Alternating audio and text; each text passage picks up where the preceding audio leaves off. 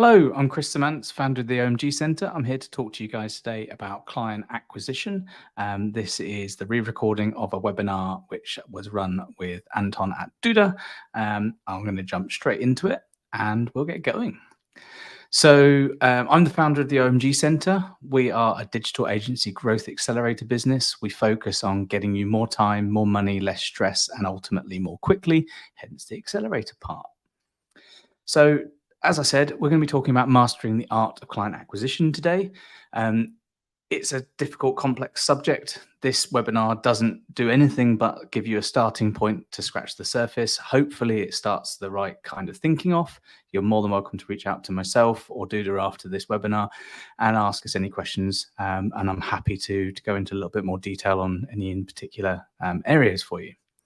So client acquisition is actually as easy as know who you're selling to, know what you're selling to them and why, get in front of them a lot, and then when they do call, you make it easy for them to buy from you, and then you deliver what you promised. Super easy, right? Well, this isn't the shortest webinar you've ever been to. It isn't as easy as that. These are the key areas, but we need to go into a bit more depth, of course. So, point one, know who you're selling to.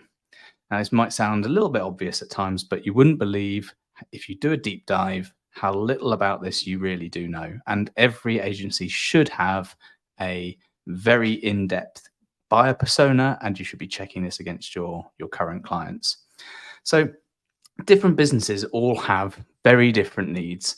Same businesses in the same niche have different needs. So you can't really sell the same services to totally different niches in the exact same way and expect an awesome outcome every time.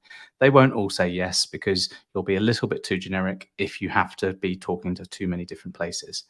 Equally, you can't expect a compelling sale. You can't make a compelling sale for anyone in an easy way without making it clear that you know who they are. So that means you need to define the who at this stage. So there's some key business characteristics. Some of these are a bit obvious, hopefully. You need to be looking at their industry or maybe even their niche, so the sub aspect of their industry, the service geography. This is really important because if you don't know that they're targeting just the UK or just the US or all of the Western Hemisphere, it makes it very hard for you to do any kind of research. But also when you're doing a pitch and a proposal, you can start nuancing the language you use to suit that area. Their size, their headcount is really important. If you're looking at a small business with like 5 people, the chances are you'll be talking to the owner. If you're looking at a 200-person business, the chances are you'll be talking to the head of marketing or the director of marketing or the VP of marketing. If you're looking at an international thousands of person business, God knows, but someone in marketing, I'd hope. You should be looking at their revenue levels. Revenue levels are really, really important. One, so you know that you're going in at the right price point, but two, you need to understand how much money they're making from the work that they sell or the things that they sell in order to be able to properly explain what your services will deliver for them. 10x in rankings will not necessarily relate to 10x in revenue. 10x in a reduction on CPA will result in something else. A 2-second faster loading website will result in something else. So if you can tie the outcomes of your services to their revenue or what the revenue does for them, then it's a hell of a lot easier. There's no point in, if you're a brand new agency trying to pitch to a £10 billion, $10 billion a year revenue business, if you can't necessarily manage it, because you'll have to be dealing with a massive headcount, lots and lots of problems, highly likely international geography changes. And by knowing all of these things, you'll also be able to define what the stakeholder makeup is. Stakeholder makeup means, do you have layers upon layers of different types of decisions that need to be made? So let's say, for example, you send over a creative to the head of marketing. Does the owner still need to sign it off? If that's the case, then you need to know that. If the stakeholder makeup is you are talking to the owner, the director, the marketing person, all as the same person, you need to decide whether or not you're able to manage that kind of relationship properly. So by having these kinds of things, you can pull in who you're selling to. So we're going to use an example here, someone who's in the fashion e-commerce sector. They're only focusing on the UK and the US and the EU. They've got a business with a headcount of 150. Presumably, if it's e-com only, that will be a lot of logistics and supply chain people.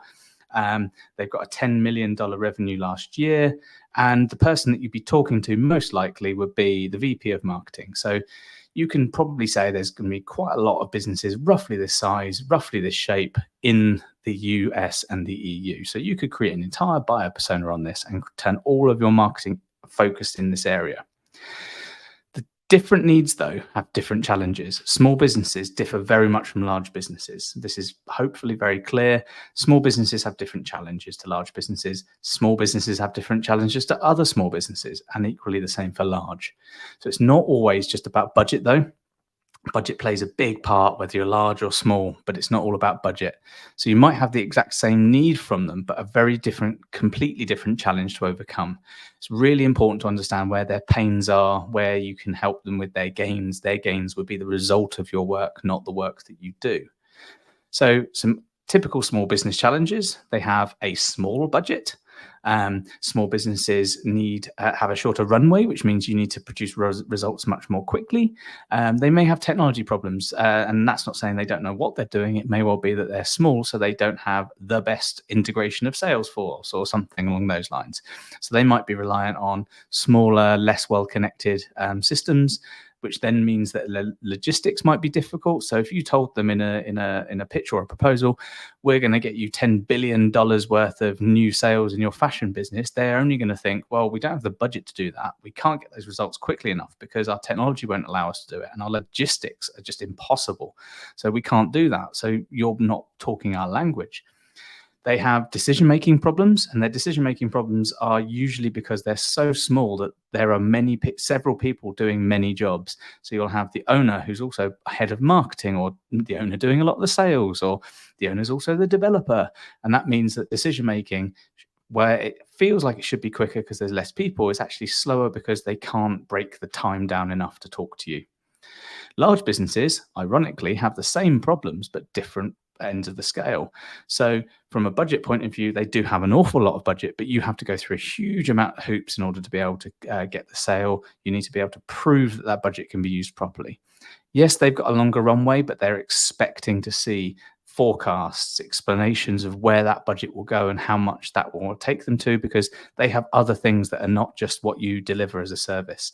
So if you're looking to get a new client and you can explain to them, this will help you get to X place in your business plan better or quicker. Now, if they're a very large business, then they have to outline their business plan to their stakeholders most often, and their shareholders. They have technology problems, not in the same way that small ones do, but probably from a security point of view, you'll almost never get access to their website unless you're rebuilding it. If you are rebuilding it, there will be hoops upon hoops that you need to jump through. They'll probably have internal teams that need sign off and things like that. Logistically speaking, you might send something over to them to get approved, and it takes weeks and weeks and weeks, not because there isn't anyone to decide for you, but because it has to go through a whole CRM ticketing process. If you've ever worked with really large businesses and they've forced you to use Jira for the purposes of just managing internal decision making, you'll understand what I mean. So internal decision making could be quite hard as well.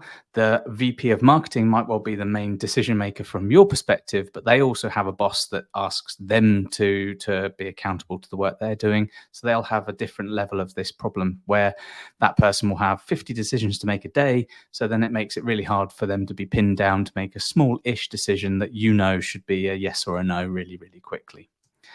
So if we're looking back at who we're selling to, if we know all of these problems that they might have, large and small, I put these into the sort of the mid to large bracket. You can then say their key issues might well be that they need to know that they're going to get a return on their investment. So you need to be able to prove that. You need to be able to explain that you've done it in the past. They have problems with conversion rates. Maybe they've been working with other people in the past and they just don't understand whether they're converting properly. They have cost per acquisition problems. All e-com looks at cost per acquisition, especially in fashion, because everything moves on a small margin. They might need to understand that you understand it. And they also need to be able to understand that you can translate deliverables into results. And that's things like you rank for an extra 15 keywords. That doesn't translate to them. They need to know that if you rank better through the work that you deliver, then the results will be X more 100 sales a month, or X more $1 million a year, or something like that. AKA, they need to be able to look good in front of their boss. So if you know all of those things, then you understand who you're selling to. Now we need to know what you're selling to them and why. Now, it sounds really obvious. You're an SEO agency, you're selling SEO, or you're a PPC agency, you're selling PPC, or you're a web developer, you're selling websites. Not the same. So, what you're selling to these people and why is a key part of the reason why people find it hard to acquire new clients. The reason being is that you're not articulating what you're selling to them in the way that they will understand better. I'm selling SEO to you. Why aren't you buying from me? We are the best at SEO. We sell SEO that does X and Y that solves your problems, is the same service, but you're selling it to them better because the why, it fits their problem. So you need to align your service solutions to them and their needs. So a bit wordy, but if you know the who and the why, it's much easier to align your what. The how you deliver your what should then be aligned to their needs. So one thing that is key to make distinguished here is that you are essentially, unless you're selling a physical product, you're almost always selling something that's invisible. Even if it's a website, which is technically a product, it's invisible to them. They don't see physical things in front of them. There's often a misinterpretation between service and product, and most of the time they don't necessarily. A client might not understand it. And whether or not they understand it fully, they might not understand it in your perspective. So you need to align that invisible service, that invisible thing, to them directly.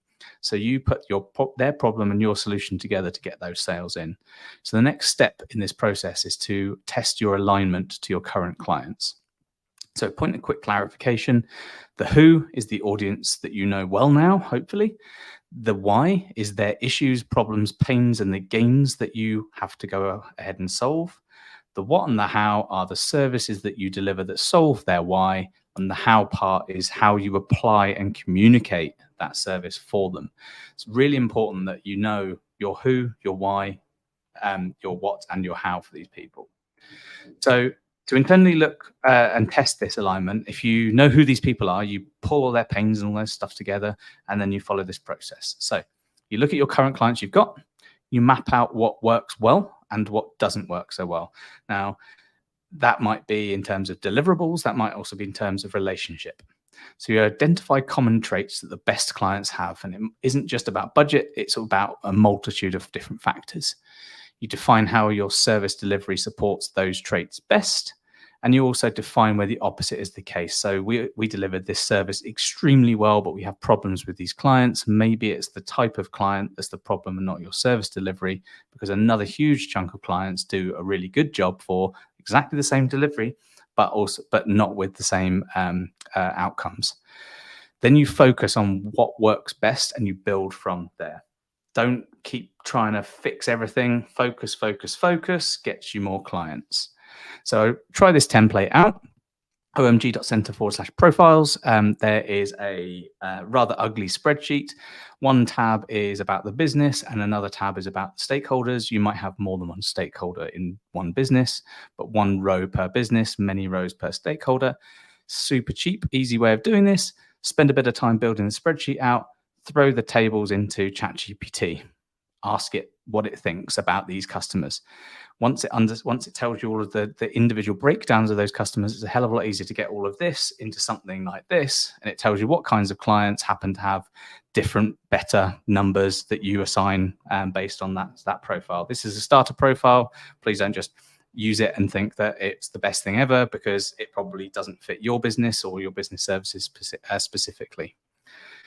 Then you check those things against everything that you know, and you rebuild your content and positioning if you have to. Don't just reinvent it just because it's nice to color something in. So if you're speaking their language and using their terminologies or speaking to their needs in all your marketing efforts, you're winning. If not, you'll acquire more clients if you do speak their language.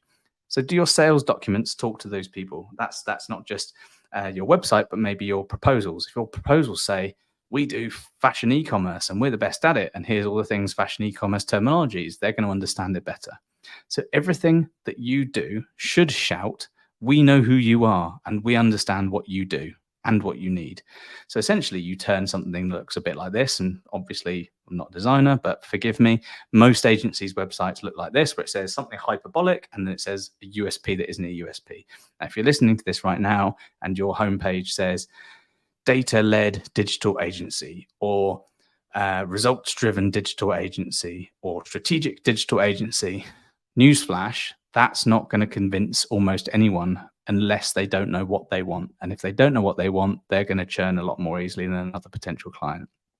If you turn this, knowing everything you know about potential customers, you can turn this into something that says, again, not a designer, you can turn it into something like this that says, we solve this specific problem for you, or we solve these problems for you, and we live for this problem. Book a discovery call right now. This tells them, at their first glance, we know who you are, we've got what you want, we know everything about you. They'll go, this is great, they get me.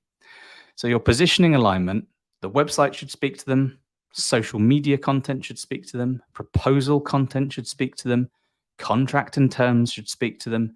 They go, oh, I feel understood. These people get me. I feel like I can trust them.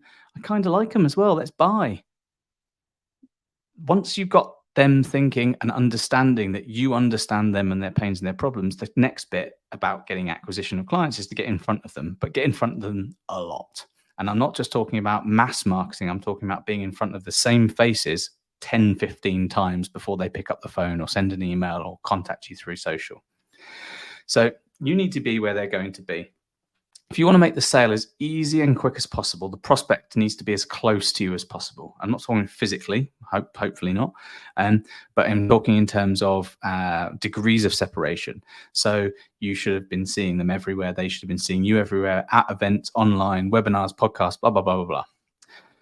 If you consider how great a referral is, you should emulate some of those factors of a referral lead. You should get them coming to you, seeing you here or have heard you there.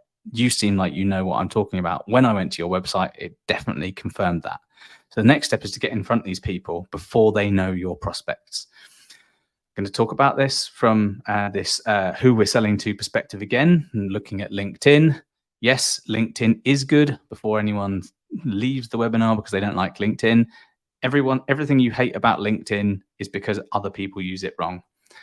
Do something along these lines, people won't hate you, but you'll also generate a decent rapport with people that may well turn into referral sales as well.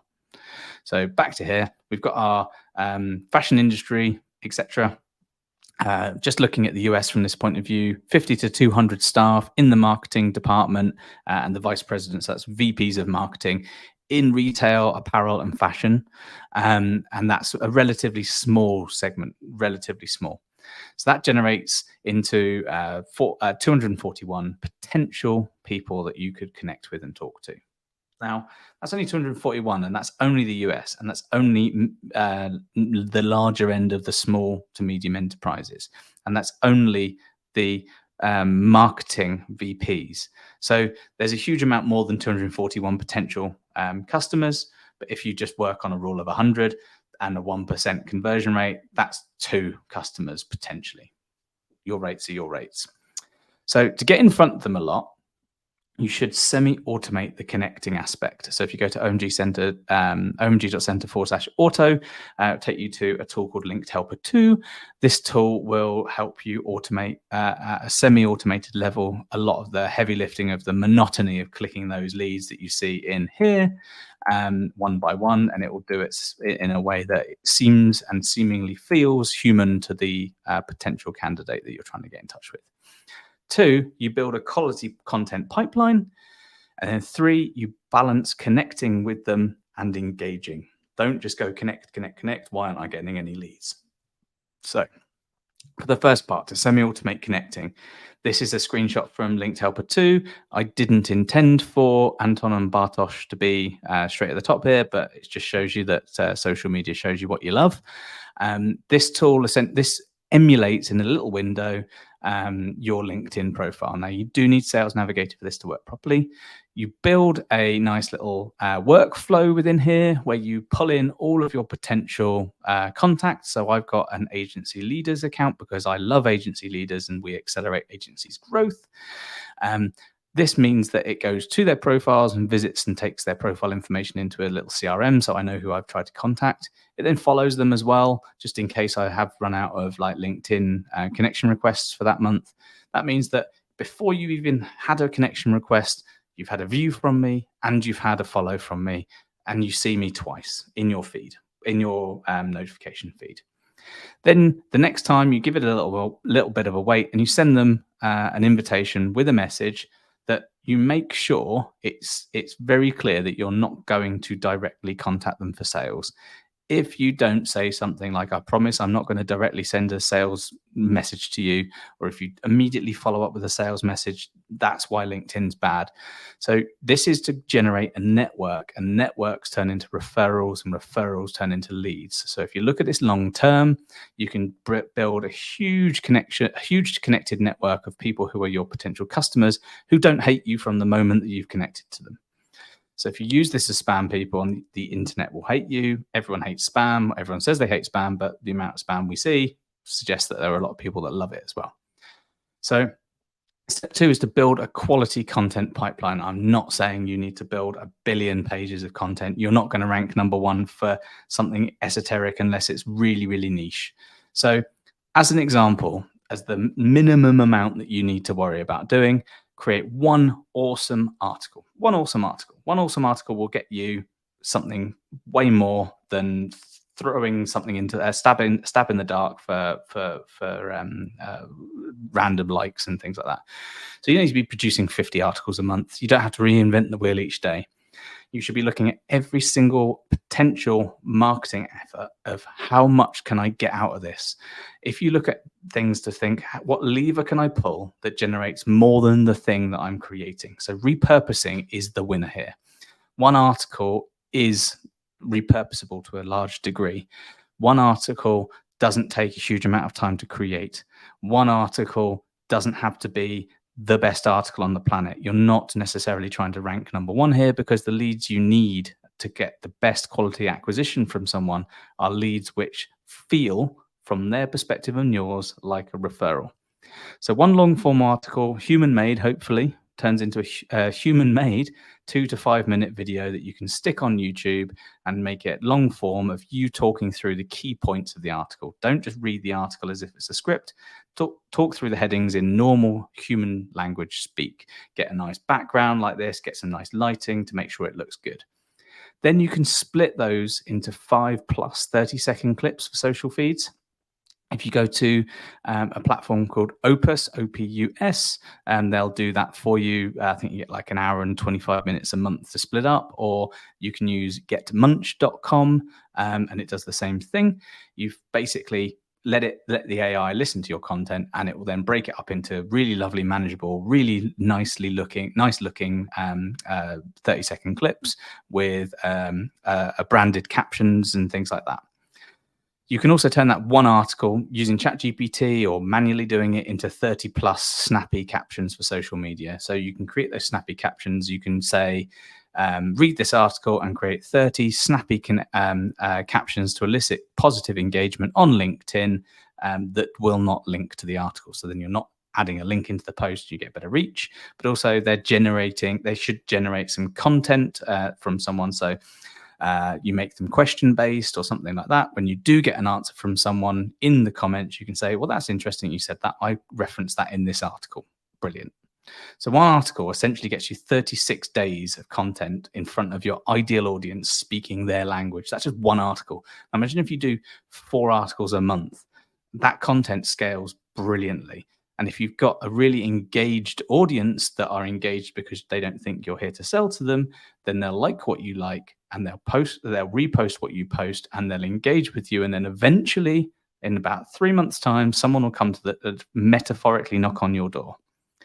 Point number 3 then is to balance connecting with engaging. So if we're using this tool, once it's been through the workflow, and say you get your 100 connections a week limits, even with Sales Navigator, you then have a separate workflow, which all it does is go through every single first connection that you've got, and it will like a post. Don't add the comment thing. The comment thing looks spammy as hell, because like, what could you write that's generic that would fit on all of these in all these random things? But if you like a couple of posts and articles, then they see you in their feed. If they see you in their feed, they probably look at your profile.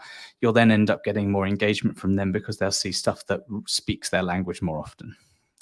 Next step, step 4. When they call, make it easy to buy from you. Do not make it complicated. So the first thing to do is to throw away all the bad leads that you will inevitably get. And they're not bad because they're horrible people. They're bad because of various different reasons, which is why you qualify, qualify, qualify. This saves you and them time. If they're not a fit, you're not wasting any of your time. You're not wasting any of their time. You can refer it on to someone. It allows you to focus on your proposals because your qualification criteria have allowed you to refocus the already very clearly focused language in a proposal.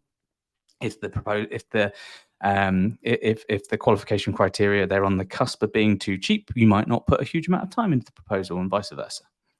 It prevents misaligned expectations. You might be coming in too high on a proposal, but because you qualified, you know to temper the expectations, or you make it clearer that they will get more for their money or whatever it needs to be. Super basic template here. You need to change the questions in here to suit your agency, and you need to change the scores. It doesn't have to be a score of 3 for something if they're just about like it. So you can score a 2 or a 1, but have a look at it and have a play, make a copy, and hopefully it's helpful to you to build some kind of qualification. Every lead needs to be qualified from today onwards. The proposal, though, that if they've qualified, should feel absolutely all about them. You do need to make sure that they understand that you understand them. The problem, though, is for obvious reasons, you need to balance that templatedness with a very clear, we know you and we can solve your problem messaging. So there's a balance between bespoke and template. Template 2/3 of it, but make sure that the language is very clearly about them. So e-commerce is your niche, for example. You will focus all your content and all your case studies and everything on e-commerce, but you need to make sure that the non-templated areas speak to their individual type of e-commerce or whatever it might well be. So you need to make it feel like you've spent all that time putting every pixel in place just for them. All ideal proposals, though, they will all have, we know this about you. Your goals and aims are, this is where you reverse their problems. We can support your goals with insert services. We'll show you how we've done this before. Insert targeted and relevant, very relevant case studies to their niche. So if they see a fashion e-commerce brand that isn't a competitor of theirs that you've helped in the past get 10x on something, then they'll understand, oh, this could be us. Then you say, here's how we'll do this for you, which is the breakdown of how you deliver things. This is where you'd add in documentation, commentary around how you would actually deliver those services that you put in point 3. And then here's what's investment is needed. You will need to pay us this amount of money in order to do these things in this way that get you the same results you've seen in targeted case studies. And they should be then able to say, oh, this makes a lot of sense. Don't make it hard to sign a contract, though. Terms and conditions are really important for obvious reasons, and insurances and all sorts of things, but you absolutely do have to cover yourselves in contracts. Don't give them a single one-pager, but don't give them a 50-pager. Don't send 50 pages to these people. No one wants one, and the chances are they'll think you're trying to con them, or they'll misinterpret what you're trying to do. Yes, contracts need to have terms, though, but unless you're selling an insane amount of risky IP, or you've got a really crazy schedule of work that you're doing, you need to make sure that you're not selling them War and Peace. You need to make it super, super, super easy. Step 5, keep them. Promise, deliver what you promised. You have to do this because a retained client is cheaper than a new client because you aren't having to do any marketing beyond being exactly who you said you were right up front. So retention is way more profitable than acquisition. Keeping a client is more profitable. Happy clients are much easier to service because they don't cause headaches. Clients that see results often refer new clients, which makes your marketing effort to get client 1 in much cheaper when client 2 comes in. And clients that you deliver well for, they'll buy more from you when an upsell comes along, or they'll renew their contract when it comes up for renewal. So like I said earlier, it is as easy as know who you're selling to, know what you're selling to them and why, get in front of them a lot. When they call, make it easy to buy from you. and deliver exactly what you promised, and you'll keep them forever. Thanks very much for listening. You can find me on all of these places. Any questions you've got, feel free to reach out to me on LinkedIn or Twitter or email. Give me a shout and I'll be more than happy to help you through. Hopefully you're looking forward to the next webinar on our Building Your Agency series. Thanks very much.